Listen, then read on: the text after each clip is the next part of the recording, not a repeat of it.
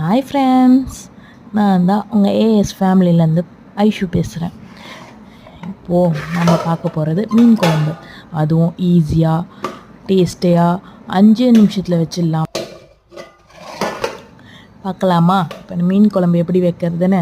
First நான் இன்றைக்கி 1 kilo மீன் வாங்கினேன். அதில் தலையை குழம்புக்கு எடுத்துக்கிட்டேன், வாழை வறக்க எடுத்துட்டேன்.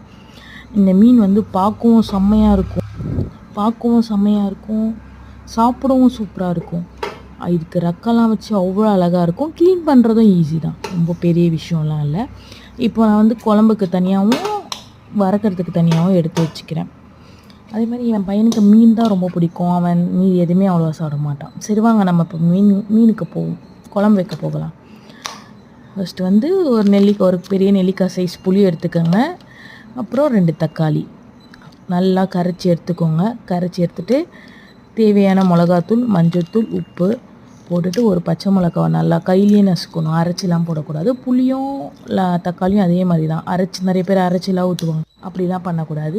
புளியிலேயே நல்லா புளி எப்படி கரைக்கணுமோ அதே மாதிரி தக்காளியை கரைச்சி எடுத்து அதில் மிளகாத்தூள், மஞ்சள்தூள், பச்சை மிளகாய் எல்லாத்தையும் பிசைஞ்சு இது பண்ணிடணும். அதுக்கப்புறம் தனியாக ஒரு ஜாரில் வெங்காயம், சீரகம், கருவேப்பிலை இதை அரைச்சி, ரொம்ப நைஸாலாம் அரைக்கக்கூடாது, நல்லா தட்டின மாதிரி. அன்றைக்கி கரண்ட் இல்லையா, நான் எந்த நேரம் ஆரம்பித்தேனோ கரண்ட் இல்லை.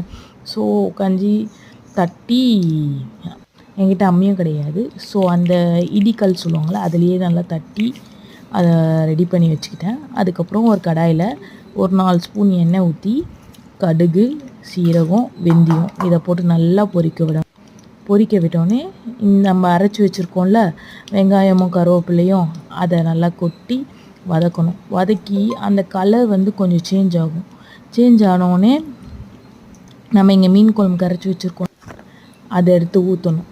ஊற்றிட்டு நல்லா கொதித்து சுண்டணும். அப்புறம் கொதித்து சுண்டனோடனே இறக்கிட வேண்டியதான் மீனை போட்டு. நான் மீன் கிளிப்ஸ் எடுக்க மறந்துட்டேன், ஏன்னா கரண்ட் இல்லாதனால எப்படி என்ன பண்ணுறதுன்னு தெரியலையா, அதனால்